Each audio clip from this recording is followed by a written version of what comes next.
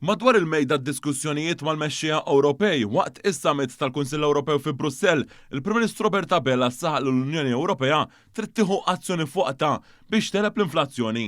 Dan b'mod partikolari fil-qasam ta' enerġija fl-isfond tal-isfidi li qed jippreżentaw il-kuntest ġeopolitiku sensittiv bit-tensjonijiet fil-Vant Nofsani u fil-Golf Qarbi. Waqt li laqa l-Prim Ministru qal li l-konsolidazzjoni tas-suq waħdieni trid tissarraf b'impatt pożittiv reali li nħass miċ-ċittadini u n-negozji fl-istati membri kollha inkluż dawk ta' pajjiżi fil-periferija u li mhux konnessi bħal Malta. Huwa spjega kif dan japplika wkoll għal prezzijiet ta' enerġija li f'pajjiż bħal Malta għandhom impatt ferm aktar wiesa minħabba iż-żidiet fl-ispiża marbuta ma' trasport u l-loġistika. Intqal il-Gvern irid ikun ta' sosten għal familji u n-negozji b'miżuri li jipproteġu mill-impatt tal-inflazzjoni u allura trid tinstab stabilta waqt li jilqa' għax-xokkijiet esterni.